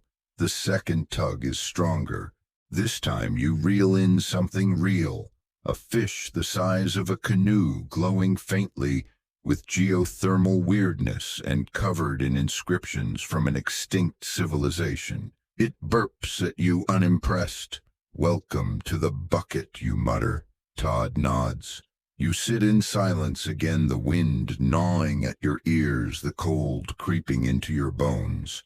And somehow it's perfect, because here in the unrelenting stillness, you don't have to be anyone, not a god, not a myth, not a punchline in a poorly written epic. You're just a guy, with a hole in the ice, waiting. You start talking to Todd, about nothing, about everything, about how you once mistook a glacier for a sea nymph and accidentally flirted with it, about how your brothers don't understand personal space, about how it feels to control oceans but not always know where you're going. Todd listens. That's what yetis do. Probably. Eventually you catch one more fish. Then another. One tries to read you poetry. You throw it back. Your fingers go numb. The sea fog curls around you like an old blanket. Somewhere in the mist, a polar bear salutes you. It might be a hallucination. You salute back. As you pack up to leave, you pat Todd on the shoulder. He growls fondly, or maybe he's hungry. Either way, you'll visit again. You vanish into the wind, trident in hand, carrying your bucket of fish and silence. And the boot, of course, always the boot. Back in warmer waters now, somewhere near the Canary Islands, you lounge on a submerged boulder with a quill fashioned from whalebone and a scroll made of pressed seaweed parchment. The light flickers through the waves above like the sea is trying to wink at you. You're editing your own Wikipedia page. No, really. It started as a joke, a little nudge here, a minor fact correction there. God of the sea was too vague. You added also enjoys fermented kelp snacks and can sing all 8 octaves of dolphin opera. It stayed up for 3 whole weeks. Now it's personal. You unroll the latest version recently plucked from the fingers of a very confused college student who blacked out mid-paragraph and woke up with kelp in their laptop fan. Poseidon, often depicted with a trident and surrounded by sea creatures, was considered both vengeful and protective. You scoff. Protective, sure. Vengeful, that's such a Zeus word. You cross it out and write passionately firm with unpredictable weather aesthetics. Much better. Scrolling further down, Poseidon was worshipped throughout ancient Greece, particularly by sailors and coastal communities. He is often associated with horses' earthquakes and the city of Atlantis. You pause. Atlantis. Again. Historians still argue whether Atlantis was a real city, an allegory invented by Plato, or just a mistranslation of very wet island that annoyed Poseidon. You sigh and make a note in the margin. Actually, it didn't sink, it relocated. You lean back, cracking your seaweed spine. Above, a school of nosy sardines peeks over your shoulder. You shoo them with the quill. One of the more recent edits on your page reads, "Some modern scholars suggest Poseidon has been largely replaced in relevance by environmental metaphors." You stare. Oh, really? You summon a tiny tempest. Just a swirl, enough to ruin a coastal latte or two. Replaced, you mutter. Sure, you don't get the same sacrifices anymore. No one hurls bulls into your tide, but that doesn't mean you're gone. You're just less visible, like a current, or guilt, or sea salt in your favorite sweater. There's also a line about you being symbolically retired. You underline it twice, then draw a very rude doodle next to it. The sardines snicker. Then, just for fun, you rewrite your entire mythological legacy section to include first place winner ancient oceanic beard. Competition 10 consecutive centuries original creator of the term tidal drip. Uncredited inventor of the dolphin high five. Person who probably taught whales how to do that spout flip thing. You roll the scroll back up and float it back to shore on a bubble current, gently inserting it into the dreams of a librarian in Thessaloniki. She'll wake up inspired, confused, and slightly damp. You stretch bones, creaking like drifting shipwrecks, and recline once more on your boulder, because this is your myth. Your name, your legacy. And if no one's going to get it right, well, you'll do it yourself. You are Poseidon. You are still here. You are still funny, still loud, still salty in both meanings of the word. And your page, it's still a work in progress. You slip quietly into someone's dream. Mortals don't realize how often you do this. They assume dreams belong to gods like Morpheus or Hermes, or that dreams float in from the stars on velvet wings. That's adorable. The ocean has its own dreams, damp, strange, full of fish that talk and waves that whisper truths you forget the moment you wake up. And sometimes on your days off, you drop by. Tonight's dream belongs to a fisherman's grandson. 11 years old, sleeps with his mouth open, talks in his sleep. Currently dreaming of being eaten by a sea lion, you tweak the dream. Suddenly the sea lion offers him a sandwich and invites him to an underwater talent show. Much better. You drift through the dreamscape, each one a little bubble of illusion tethered to a snoring mortal somewhere. In one, a lawyer is trying to surf on a seal while giving a TED Talk. In another, a bride is marrying a coral reef. And in a particularly odd one, a cat wearing your face keeps demanding tribute in the form of sardines. You leave that one alone. Honestly, you're curious how it ends. Sometimes you use this time for gentle inspiration, whispering ideas into the ears of poets and sculptors, murmuring song lyrics into the minds of landlocked teens who need a little salt in their spirit. And yes, you occasionally drop a brilliant seafood recipe into the brain of a desperate chef. But other times you're here for the sea puns. You creep into a philosopher's dream and replace every noun with the word kelp. It devolves into absurdist nonsense. You cackle quietly and move on. In a Roman history professor's dream, you write Poseidon was actually a freshwater enthusiast. On the blackboard, her subconscious rebels. You are chased by sentient scrolls. Worth it. Historians still argue whether divine dream intervention was literal or metaphorical, whether gods truly whispered into sleeping minds, or whether dreams simply echoed the world's ancient fears. You naturally vote for literal with occasional flair. You enter a soldier's dream, he's standing on a shore feeling empty. You don't speak, you just place a shell in his hand.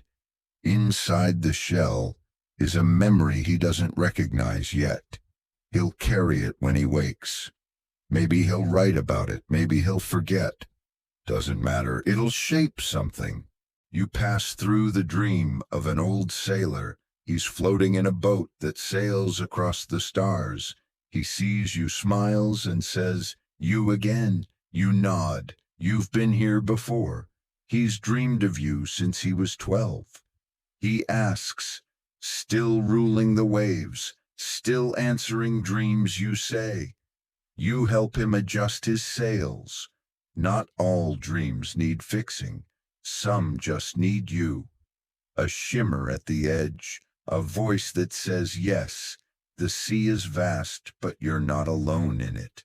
Back through the currents of subconscious thought, you go swimming from mind to mind, like a whisper dressed in coral and barnacle.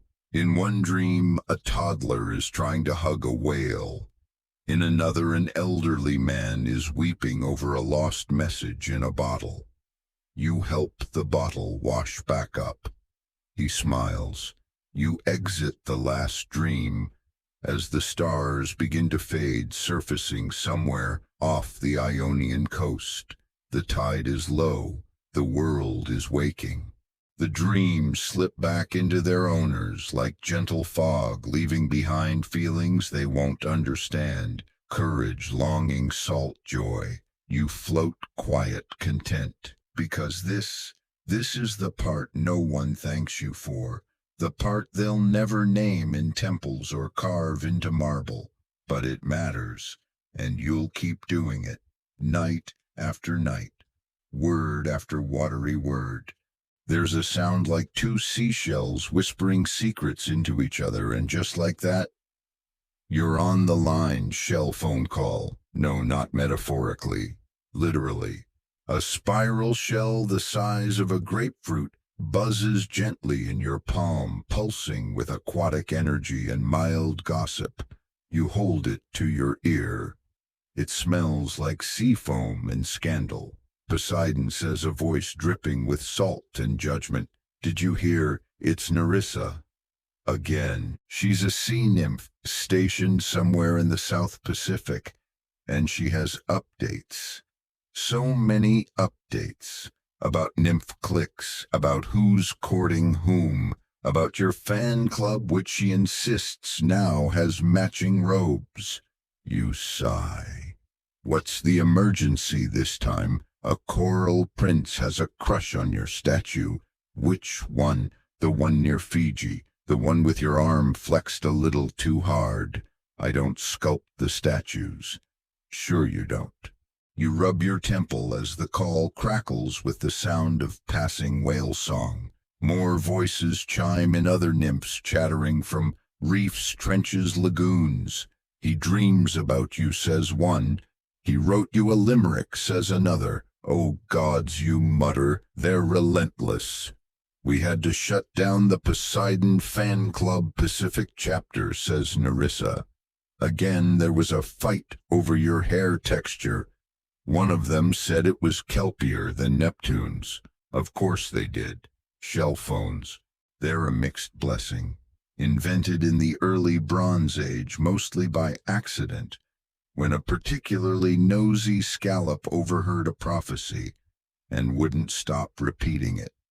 Now they're networked across the sea, connecting every sentient shell wielder with a loose grip on privacy and a tight grip on drama. You scroll through your call backlog. Missed call. Leviathan 3402 times voicemail. Medusa. Length 47 minutes. Subject: your brother is the worst. Group chat: deep gossip, don't tell Zeus. 93 new messages. You ignore them all. Instead, you ask, what's the latest from the Atlantic Trench? Silence. Then a new voice, lower gravelly. The shrimp colonies are rebelling. Again, they want decorative lighting. Tell them no more neon. Last time it fried a jellyfish cult. Too late, the voice says. They already installed a disco ball. You pinch your nose. This is your life. This is your day off.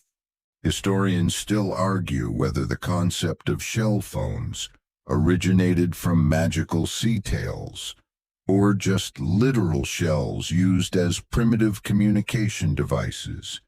You know the truth. They started as a joke, a divine prank.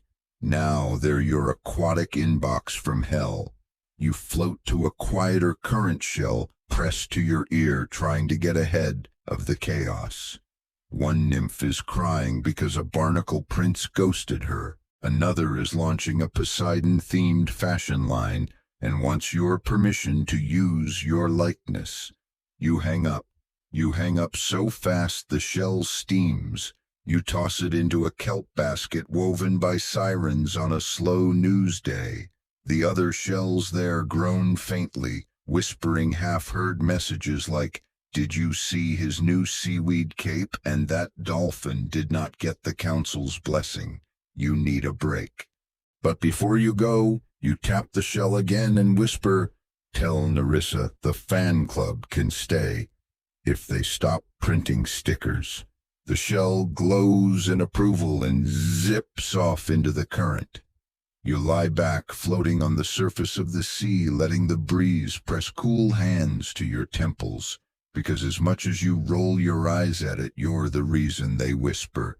You're the myth, the muscle, the memory, the messy divine force with the phone line that never sleeps.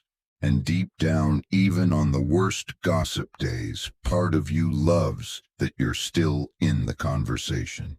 You're underwater again, gliding through the vast superhighways of ocean currents, like a commuter who refuses to use GPS. But you don't drive these flows for convenience. You tune them, like a cosmic plumber crossed with a music producer. Welcome to Ocean Current Tuning Day. Outsiders think the ocean is just chaos, wind, salt, randomness. But you know better. The currents are composed, structured. It's a planet-wide orchestra conducted by you, Poseidon, god of aquatic rhythm and passive-aggressive riptides. You swim alongside the Gulf Stream first. It's sluggish, bored, sulking like a teenager who didn't get enough praise during the last equinox. You give it a firm pat. "Pick it up, buddy. People in Portugal are waiting for your breeze." It yawns. You sigh. Nearby, the North Equatorial Current is running too fast. Dolphins are getting whiplash. Seaweed is forming tangles that look suspiciously like rude gestures. You hum a low note vibrating through the water. The current responds, slowing, reshaping, flowing smoother, more elegant. A turtle drifting by gives you a lazy flipper salute. Better, you mutter. Then you reach the real problem, the Indian Ocean gyre. Oh no, someone's been messing with it. There's a loop, the loop. Who did this, you ask the nearest manta ray. He just blinks at you and floats away. You swim up, inspecting the absurd spiral some trickster has inserted into the flow. It's decorative, pointless, looks fun. You're 99% sure this is Triton's doing. Again, you test it. You dive into the loop. You zoom through like a sea god shot from a cannon hair. flapping beards, streaming, yelling something that sounds like "whoo, kelp." You land in a cloud of bubbles and dignity loss. Okay, it was fun, but it has to go. You stretch out your arms, whisper the ancient name of the current, and feel it shift reluctantly. Like a petulant eel, it straightens itself out with a watery grumble. Historians still argue whether ancient navigators understood these ocean highways, or simply drifted on winds and hope. You know they sensed more than they let on. A Polynesian canoe maker once built an entire navigation system based on how the water tasted at dawn. You gave him a dream once. He never forgot it. You float between pressure fronts, now adjusting eddies like a sculptor. Here a gentle swirl to guide sea turtles. There a sharp tug to redirect a bloom of jellyfish away from shipping lanes. It's all part of the unappreciated ballet of ocean management. No one thanks you. No one notices. Except the fish.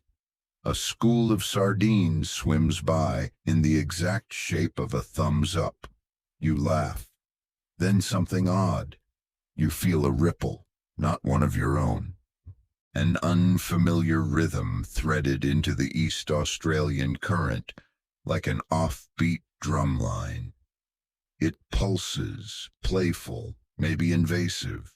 You follow it, you find nothing, just emptiness and a single floating conch shell, pulsing with faint bioluminescence and attitude. You tap it, it farts, bubbles, and vanishes. Great, you mutter. Now even the current's haunted. You finish the tuning. The ocean feels better, smoother, more balanced. The kind of silence that sings if you're old enough to hear it. You rise through the thermocline, letting the layers of water shimmer across your skin. It's not glamorous, this part of godhood. No statues, no offerings, just maintenance. But when a sailor hits a perfect patch of breeze or a migrating whale arrives exactly where it needs to be, you'll know. And that's enough. You appear at the top of a lighthouse just past midnight, wearing a cape made of storm clouds, and a grin that says you're up to something petty. Because you are. Tonight is not about diplomacy or legacy or even karaoke. Tonight is about haunting a lighthouse keeper, mildly, inconveniently, for no reason other than your own amusement. You materialize in a puff of sea mist, startling a cat. It hisses and knocks over a lantern. You give it a polite nod. You're safe. This isn't about you. The keeper, a wiry man named Elias with exactly 3 working shirts and a hobby of writing suspiciously poetic weather reports, has been far too comfortable lately. Regular meals, predictable tides, a working foghorn, all very anti-Poseidon. Time to fix that. You begin by rearranging the tide charts, just slightly, just enough so the times are off by 15 minutes, and all the notes are now written in squid-based calligraphy. Legible, sure, but alarming. Then you rotate the compass needle, 1 full turn, counterclockwise. He'll think it's broken. He'll try to recalibrate it. He will fail. You leave seaweed in the teacups, dry but damp smelling. You fog the windows just on the inside. You make the lighthouse stairs creak 1 step below where they should. That one's your favorite. Historians still argue whether gods ever truly haunted locations, or whether strange phenomena were blamed on mythology for convenience. You'd argue both. Sometimes the wind is just wind, and sometimes it's you giggling into your trident because the rain started tapping in perfect Morse code that spells "fix your socks." Elias, bless him, is unfazed at first. He notices the compass. He frowns. He finds the seaweed in his boot. He curses. Then at precisely 2:14 a.m., you blow the foghorn, not with your mouth, but with the force of a targeted underwater current that barrels into the horn's bell like a freight whale. It howls, echoes, wakes every gull in a 10-mile radius. Elias screams, the cat flees, the teacups fall over. You nearly cry laughing. To be clear, you like Elias. He's respectful to the sea, doesn't dump garbage, writes poems to the moon when no one's listening, but that doesn't mean he gets immunity from divine shenanigans. Later, as the keeper grumbles his way back to bed, mumbling about ghosts, and probably that cursed jellyfish again, you leave him a gift, a single polished shell on his nightstand, etched with the phrase, "Get better, jam." You have no idea what it means. He'll spend days wondering. You vanish before dawn, leaving behind just a trace of salt in the kettle and a very confused seagull perched in the pantry. This is your favorite kind of mischief. No lightning bolts, no tidal waves, just small, echoing, maddening mysteries. You return to the sea grinning, because sometimes being a god isn't about grandeur. Sometimes it's about ruining one guy's sleep schedule with a foghorn and a sense of style. It's that time of year again. You descend to the Trident Vault, a shimmering trench lined with obsidian tiles and guarded by two extremely disinterested sea slugs who've been on duty since the Bronze Age and haven't blinked once. You nod to them. They ignore you. Consistency is key, because today is annual Trident Maintenance Day, a holiday known only to you three sentient barnacles and the squid who polishes the armory. Inside the chamber glows with a pulsing blue light. Dozens of tridents rest on pedestals arranged in concentric circles, each one humming faintly, each one holding a name, a purpose, a memory. Yours is in the center naturally. You float toward it slowly, letting the silence settle around you like silt. This isn't just a weapon, it's an extension of your will, your legacy, your aesthetic. You lift it, turn it in your hands. The sea responds instantly. Tides twitch, pressure shifts, kelp ripples in nervous applause. You begin the inspection. First, alignment. You tap each of the three prongs against a coral tuning fork. One tone rings sharp. You squint. Were you poking storm clouds without asking again? The trident pulses like a guilty dog. Second polish.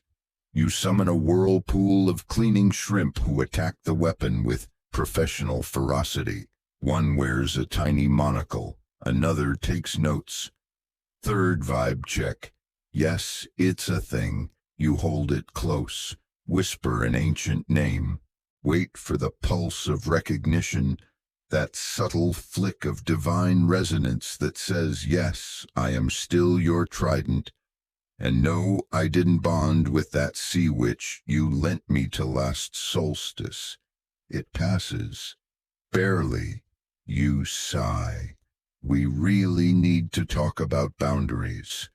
While the shrimp finish, you inspect the others. Neptune's trident, gaudy, overcompensating, 5 prongs, 5, the aquatic equivalent of a sports car with lightning decals and a horn that plays Ride of the Valkyries. You scoff, trying too hard as always. You move on. Ares' underwater spear rusted naturally. He probably threw it at a shark just to make a point. Aphrodite's technically a trident-shaped comb. You nod in approval. Functional and stylish. Historians still argue whether Poseidon's trident was symbolic or truly magical, whether it could stir storms or merely channel his rage. You smile every time. It's both. Also, it makes excellent toast if you angle it right.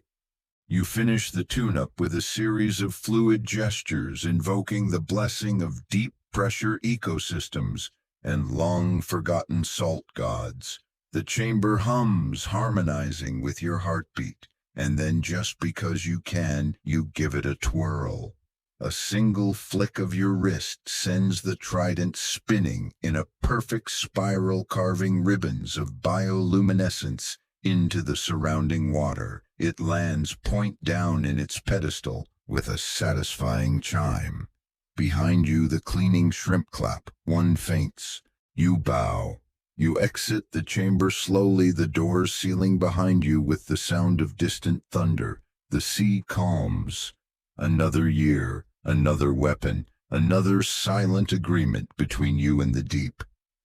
You keep the ocean moving. The ocean keeps your name alive.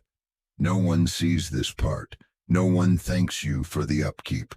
But when the storm breaks just right, when the wave crashes with artful precision, when the sky cracks in perfect harmony with a rising tide that's your signature, and you take pride in the polish.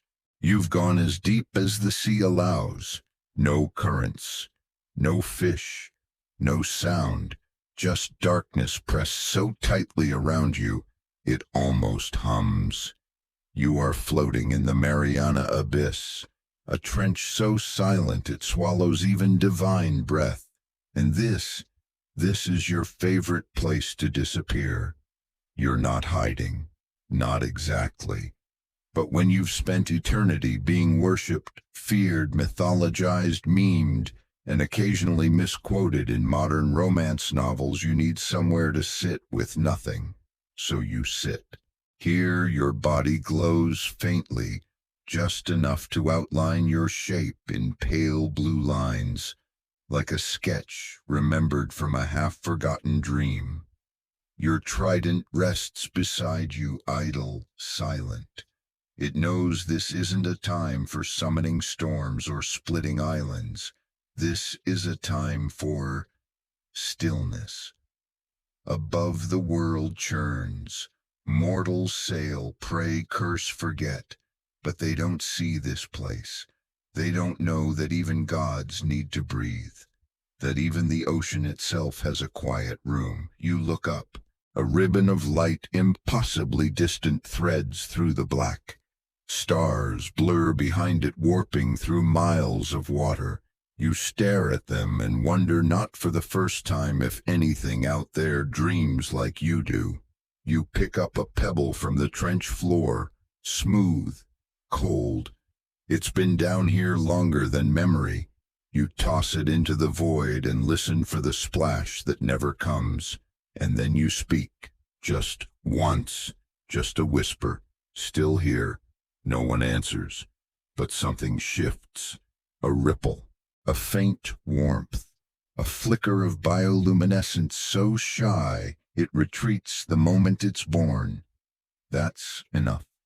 Historians still argue whether the Mariana Trench held spiritual significance to ancient oceanic cultures, whether it was seen as a gateway to the underworld or merely a place the light forgot. You've never corrected them. Why ruin the mystery? You lie back. Let the pressure wrap around you like a heavy blanket. Let time slow. Let the sea remember who it is without needing to perform. Because in this final depth beyond the reach of prayer or poem, you find the one thing you never get up there: quiet. The kind that isn't empty, but full. Of echoes, of endings, of beginnings still too small to name. You close your eyes, the trench hums, the stars wait, and the ocean, impossibly vast, folds in around you like a breath finally released. You float, slowly, as if carried by the tide of thought itself. Everything softens now, the pressure becomes a lull. The darkness wraps itself around your limbs, not like fear, but like velvet. Each heartbeat echoes through the deep, like a distant drum, steady and patient. The sea no longer hums, it purrs. Above you the surface world fades. Its storms, its statues, its small hopeful songs, they dissolve into memory like a shell worn smooth by time. You drift upward, not in body but in mind. You remember the coral gardens, the laughing turtles, the terrible karaoke. You remember the child who gave you a shell, the clam who refused to open, the trident that hummed in your palm like a living chord. You remember being Poseidon, but now none of that matters. Now there is only water and warmth and the hush of currents older than language. Even gods need to sleep. And as you sink deeper into stillness, the sea holds you gently like an old friend who's known your weight forever. So let go. Let the dreams roll in like soft waves across sand. Let your name be carried on ripples far from the reach of mortals, far from the noise. You are safe. You are silent. You are home. End of script. Sweet dreams.